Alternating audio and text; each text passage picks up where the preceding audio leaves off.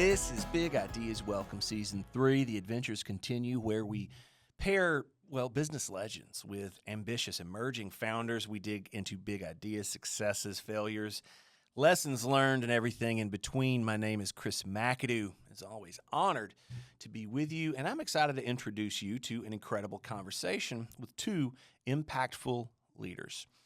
First up, Jonathan Clark, also known as Courageous the Poet, is our guest host for this episode. And he's joined by Candice Halbert, the founder of YoSTEM.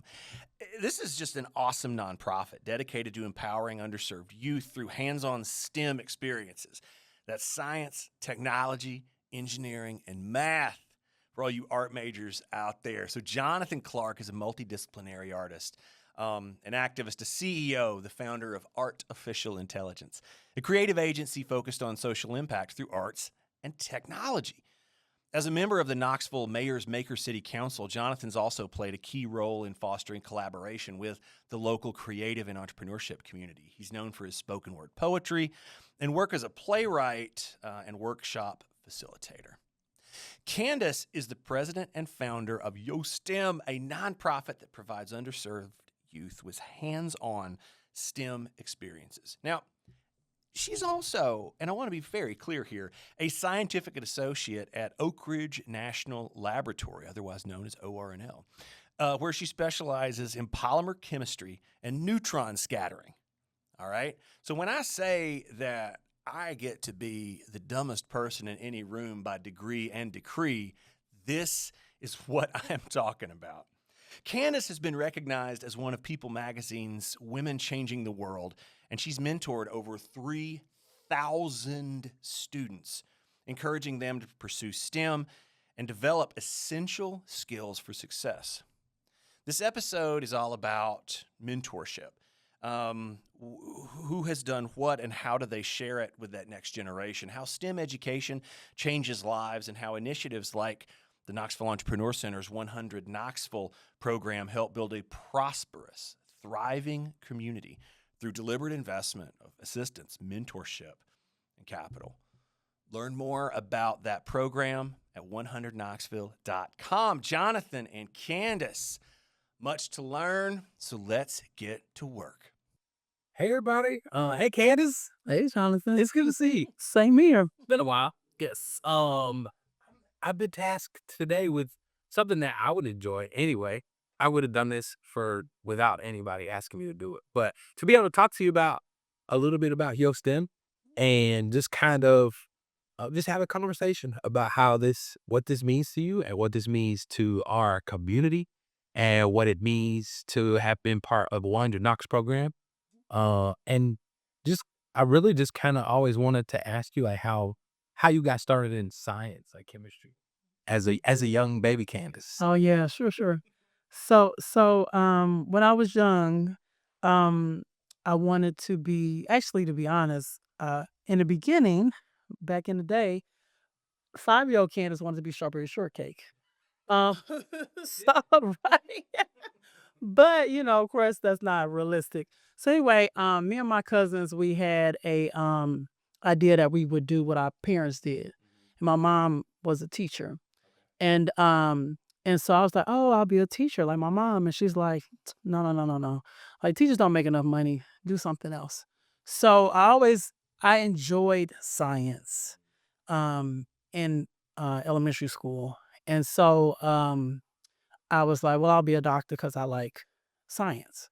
And so that's kind of what put me on the path was doctors made a very good living. And that's what I knew. If you like science, the progression would be to be a doctor and not a scientist, because unless you grow up with somebody that's in science in your family, you don't know like what a chemist does or a biologist or something like that. And so he was just like, okay, I see doctors because I go to a doctor, and I didn't want to be a nurse because nurses gave the shots. So I was like, I'll be a doctor. I did have an aunt that was a nurse.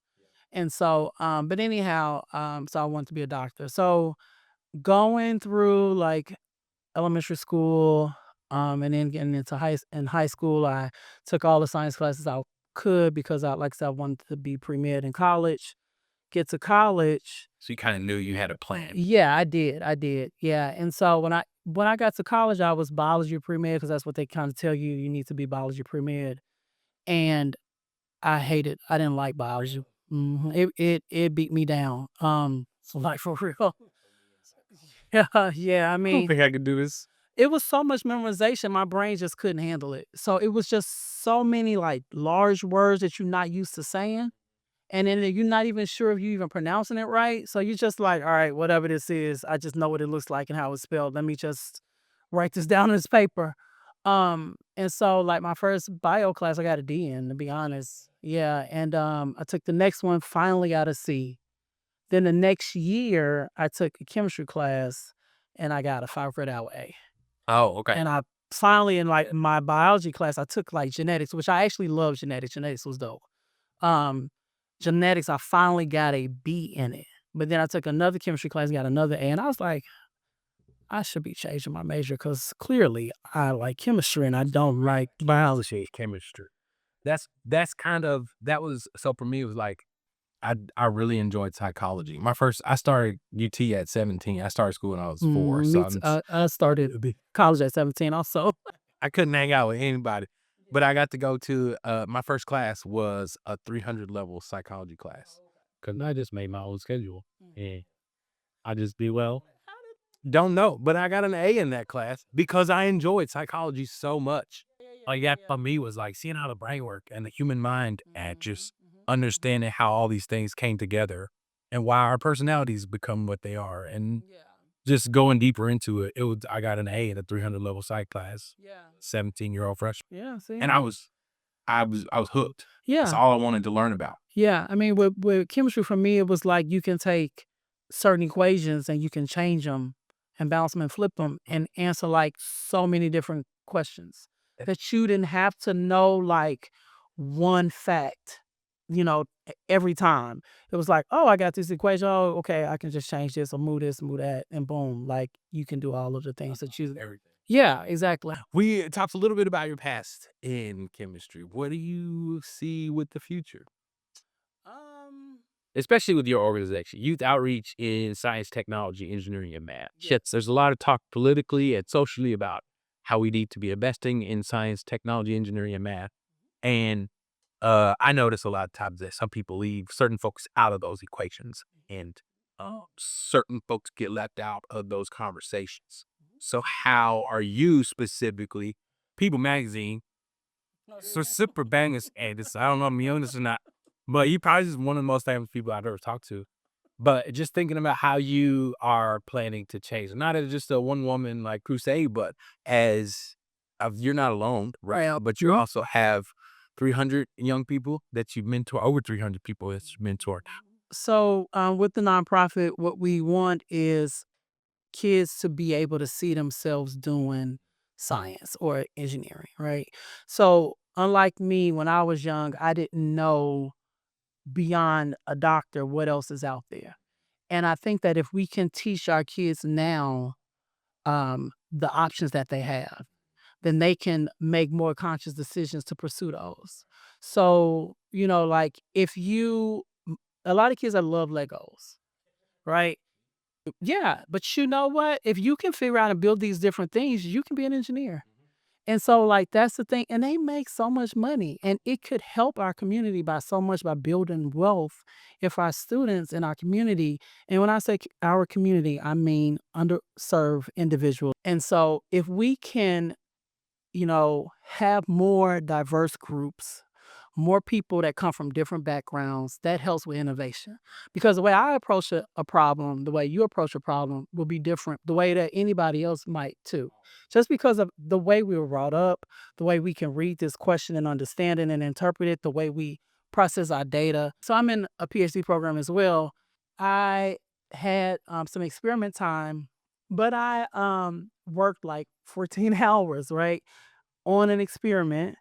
And I'm sitting here thinking like, okay, so I know I want to test these particular settings, but also, you have to be systematic about how you approach a lot of different things and how you want to tell the story of your research. And so you thinking about like what's relevant and connecting the dots. So that's the same thing. So in my mind, if I have to go through this process, the way I process things would be different from the next person. And at the end of the day, the big question is, as long as you can answer the big question and solve the overarching problem, then that's the good thing about it. And so if we want to push innovation, then we have to welcome different mindsets to the table so that we can solve problems for different people and different conditions, right? So my project, I'm studying how to make materials that will help batteries operate under lower voltages and micro size, right? Because the materials I'm working with are extremely thin. We're talking about like nanoscale thin. So that's my little piece of science, that I'm focusing on for my PhD. Yeah, for my PhD. Now, multiply that by a bunch of different people, right? And what other people can contribute their little piece of science because of they might have had a problem, just like how most businesses get started, right? It was a problem out here. Hey, I thought of some way to solve this solution. Let me go out and do that. And the same thing happens in science and engineering. Hi everyone, my name is Kelsey Walker. I'm the Communications Director for the Knoxville Entrepreneur Center. Led by Candice Troutman, 100 Knoxville is helping build a thriving community by accelerating the growth of Black-owned businesses through the deliberate investment of assistance, mentorship, and capital. 5-week cohort programs built for all levels of businesses. Inspired and supported by mentors, corporate partners, and the KAC community. Learn more and lend your support at 100knoxville.com. What is the problem? One of the things that comes up, I think about that too, like the variables that people have in, I actually wrote a poem about this, but thinking about the variables that don't come up when people are thinking about the future of what's going to happen. I was thinking about, I wrote a poem about the octopus and the fact that the octopus doesn't have a blind spots. They can see with every bit of there, but they had when scientists were testing the octopus, they thought that they were colorblind. So they didn't realize that it was the variables. They had the octopus in a tank that was all white, and they had white coats. So only thing that they would reflect was black and white context. But when you put an octopus in a tank that has color, then the octopus would reflect those things. That found out that the octopus could change its colors. And it was like our testing revealed something that said the octopus is colorblind, they can't see anything. Why? It's really the environment that we had to type, which I feel like related a lot to how we put kids and people in certain environments to see things. And if we expose them to more diverse and inclusive ideas and environments, then they're more exposed to those things. They can understand them, but all perspectives have a lot more meaning. So it was just that kind of just being able to have people that are available to tell you about variables that you haven't considered. Right, exactly. That's where I feel like the value of diversity and the value of diversity comes in. Play. Yeah, I mean, because it was biased, right? I mean, like that's the thing. It was a biased test. So when you can remove the biases and add in more to it, you're right, absolutely. So And often it's unintentional, right? Yeah. Like sometimes it's just you can't see what you aren't looking for. And I remember a conversation we had years ago where you were talking about the touch-free things. Oh yeah. They had used people to test things so Black people could put their hand on the things and they would and they understood this. Had you had a person of color on the team that was creating this thing, this would not have been a problem. So it's just like those kind of issues that pop up is we don't know what we're missing until we who can kind of tell you what we're missing, and those experiences that matter so much to the science. But that's the barriers that kind of come up for us a lot. Yeah, exactly. And I mean, and the thing is that, ultimately you just really want the opportunity, right? Like, Salt matters. yeah, I mean, you can get in and do the work. When I started working at Oak Ridge National Lab, um, I came in knowing I do work in neutron sciences, and I knew that the neutron was part of a nucleus, right?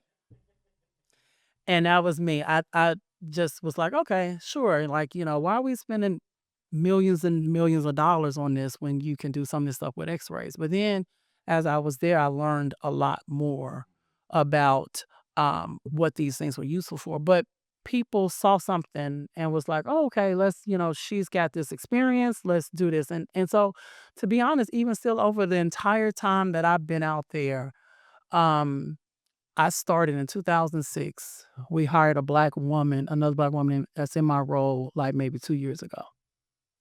And I've been out there for, what is it? 19 years. Yeah. So Yep. 17 years, so just you. Yep. I mean, when I started, it was two of us, but they've since hired lots of people along the way, right? And I have still, at my particular facility, I am still the only black woman there. And that's a scientist. Do you think about that at like the elementary school and middle school level? Yeah, and so people. But that's why your work is so important. Yeah, because the thing is, if we can put more, people in a pipeline, you can't deny and say, oh, it's not enough, right? Or we don't know where they are. Like you get those questions. Where do we find, minority scientists, or where do we go? And it's like for your next program, you get out there and you look for it. Pretty much, like that's the thing. You have whole societies of like black chemists or and ship for Hispanic chemists. That's the thing, it is resources out there. And but it's still a thing, and so I don't know. Sometimes I want my kids that I mentor and that we work with to see more opportunities, to experience more, to with robotics, they are competing on a state level, so they get a chance to go across the state of Tennessee. We come in. It's huge for a lot of kids. Yeah, I mean, we come in, majority of the time have only black kids, we have only black girls, and we come to compete, and we compete at the top level. We in there, we kicking butts, we winning trophies. They know, oh, Yosemite on the list, like we rank top in the state, our teams. And the kids are doing this. So it's not me. Yosemite provides them an opportunity to do these things. When they get in these roles, they excel. And people like to count these students out that are at Title I schools and say they don't know, they can't read, they can't do math. And our kids are from Title I schools and they are kicking butt. And doing. Yes, exactly. Building their robot, they are engineering, they are collaborating, they are leading, they are doing time management, all of the skills that you need in the workforce. We are helping them to develop those now. And so for me, seeing those kids and seeing our kids excel like that, it just makes me happy. What does it do for them? They feel proud, that's one of the things. My son, for instance, was on a robotics team last year. His team last year was ranked 15th in the state. Out of 800 plus teams, they were ranked 15th. They made it to the state championship. And I bragged on him during an award ceremony. And he told me afterwards, he was like, that's the first time he was like, I felt really proud of myself. And I was like, you should always feel proud of yourself. But, like. When mom tells you that, though, like it's hard. But I felt that without you having to tell me to be proud of myself, that's a whole different, that's like lifelong, life-lasting kind of, that's a moment. For him to, and he did it. He and his teammates were the ones practicing, pushing. And I'm like, for me, people think, he tells me I'm like, a sports coach when it comes to like robotics. So I'm a sports kind of nerd coach, but it's all good. I love my nerds because I'm a nerd. So they'll be like, oh, we scored 70 points. I'm like, okay, come back. I need 75. Bring me 75 more points. Be like, come on, y'all can do it. I know you can. Yeah. And so they'll come back like, what, really? And I'm like, all right, hey, I'm just saying. So we push them because we believe in them. We make them believe in themselves too. And so that's, I think, one of the biggest things. Our girls participate in this Southern Appalachian Science and Engineering Fair that's held at UT.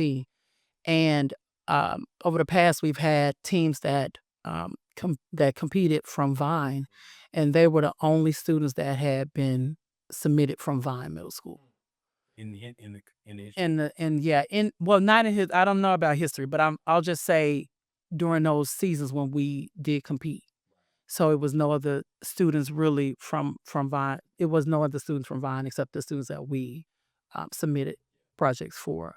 And so giving our kids an opportunity to showcase how great they are, how brilliant they are, really helps build their confidence as well. And then they get a chance to put together a scientific poster. They present, they come up with hypotheses, they come up with procedures, yes, 7th and 8th grade. We are doing all of that. They have a conclusion, and they present their results. That's the coolest thing. Yeah. That would actually be really cool to watch. Yeah. We're with the Maker City Summit this year. I got to be the chair of the Maker City Summit. Okay. And we had the robotics team from South Doyle. Oh yeah. Okay. Cool. And it was one of the coolest things watching these kids, middle schoolers, come in and tell us how this robot's going to work, and put your hands in the air and grab this, almost like a little hula hoop thing that it was passing out. Okay. Cool. A treat if you caught one. Oh, nice. Okay. One of Cool. those things. But just these kids were, Yeah. they understood it, and they don't know why you don't understand it. But I'm gonna explain it to you how it works, and there's nothing else that needs to be said. Watch this. That was it. But just seeing how these kids took this whole extra level of pride and what they were doing and what they were displaying for some of you grown adults who didn't ask for this, but they never knew they needed it. Oh yeah. It is one of the coolest experiences. Oh yeah. That was huge for us. Yeah. No, we just had a robotics competition, and our team they placed second. But while they were competing, so the way the robotics that we do works is that they meet new students, and they have 60 seconds to score max points together. And so they don't compete together against each other; they work collaboratively. And so they have to figure out how to go around and do the obstacles to score max points. And so then what they do then is you place, but you are competing against like other teams. But when you're on the mat with another robot, you have to score max points together. And so it encourages students to communicate, number one, because you have to walk up to somebody else and then strategize on the spot. You are getting paired with these kids right at the competition, so you have no clue. And that's leadership development. Right. That's communication. Yep. There's so many other elements that are part of that. Absolutely. Time management, because you got 60 seconds. Yes.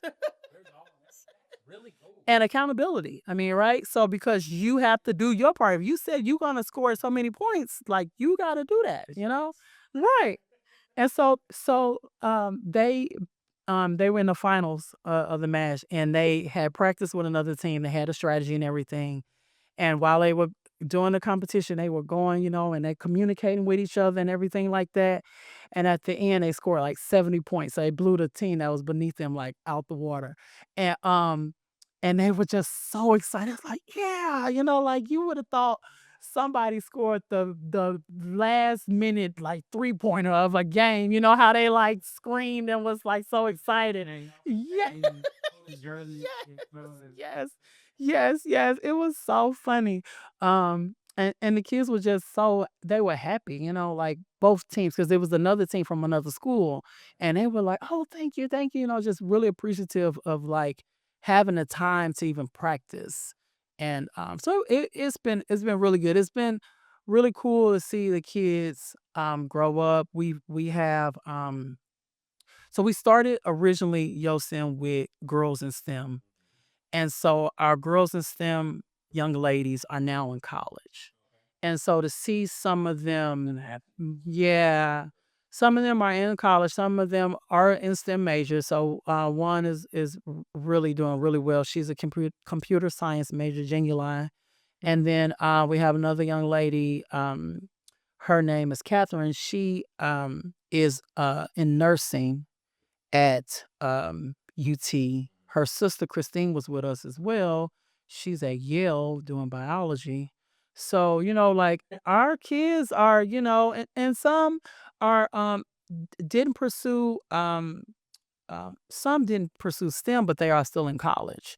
So, we have another young lady that's doing like business. Sorry, she's doing like global economic, like business type stuff. And so she's in college. Another is pursuing. She wants to go to law school, so she's at TSU. So different things, like they are. The girls are going out. We our robotics program, our co-ed programs were young, so they were younger, I should say. So we don't not sure yet what the guys are doing. But yeah, but once they kind of trickle in, we'll follow them too. So yeah, but the kids are doing that have come through our programs are doing really well. Yeah. Yeah, still pursuing. At least if not in STEM, higher education, because you never know. Like I tell people, even if you go into accounting or into law, right? Like you can still work at a tech firm, or still be STEM adjacent. That's Because I mean, all companies need accountants. everybody. So, yeah. When I was talking with the that was kind of like you anything you want. But then she had kind of been in different places and spaces, like accounting for construction companies, all this place. But having that skill and having those like the familiarity with the things that she needed just really diversified her skill set to be able to fit into anywhere she wanted to be. And then she realized, like I just want to I can do this. This is me. Sure. So that was kind of that. It's really cool to be able to see that happen and just start with a skill and start with the idea that you want to move forward and then figure out where you want to put yourself. And you had that option. I remember talking to a young person I was working with, and it was like, well, my mom went to college and she doesn't want to do anything. Like she can't stick with a job. She goes everywhere and she gets this job and that job. And I was like, you understand she gets those jobs. Right. Like your mom have you never not had a roof over your head? Like your mom switches from job to job. She may not have a career that you think she is a Candice or she is a nurse, while your mom has this college degree and she's going out here and decided she wanted to do this. Pretty much. Changed it up. I didn't like it. I want to do this. And she was like, oh, I get it now. I get it now. Okay. I see what you're saying. Without a college degree, with a GED or whatever it might be, like you're kind of stuck and you can only take what you're given. If you decide that you want to focus on these things and decide you don't have to be in science, technology, engineering, math, but you can take those lessons and apply them. That's why I do with the arts. That's why I think the arts are so important. I got contracted to teach artists or teach people in STEM how to express themselves and use improv as like a theater technique to be able to give them better communication skills. It was fantastic, but bringing like kind of crossing that bridge with making it STEAM instead of STEM, putting the arts in field. That was for me like a really rewarding project to be able to give them the arts and say, you can do this too. But to be able to explain, every one of them were higher ed.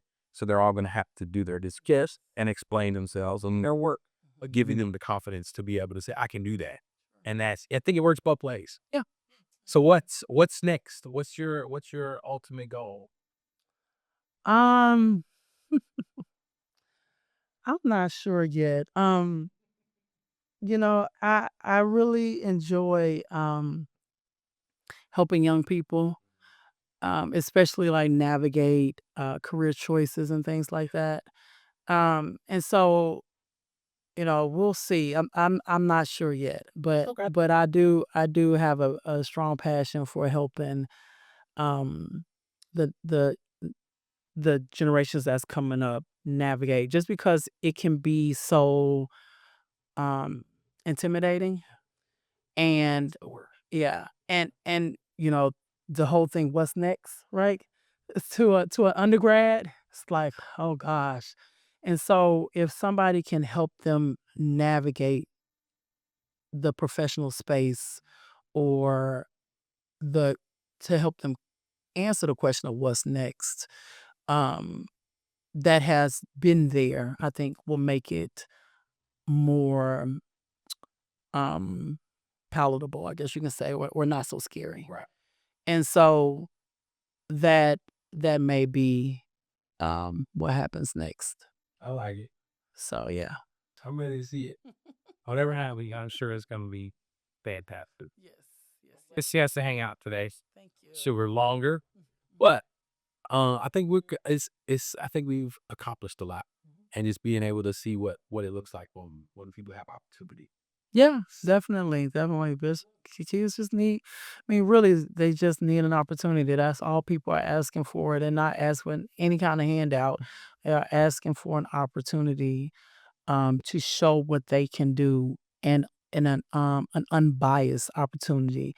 So that's the thing, is don't give me the opportunity because, oh, I'm this poor broke down person. No, give me an opportunity because I want to learn and you want to teach me. And I want to perform this job and you need somebody to perform this job, right? So like things like that is I don't ever, say, these kids would be nowhere without YoSTEM. I think that they could still excel, but I think YoSTEM gives them an opportunity to try new things that can help enhance them along the way. So I think that's what we offer to our students. That's all it's about.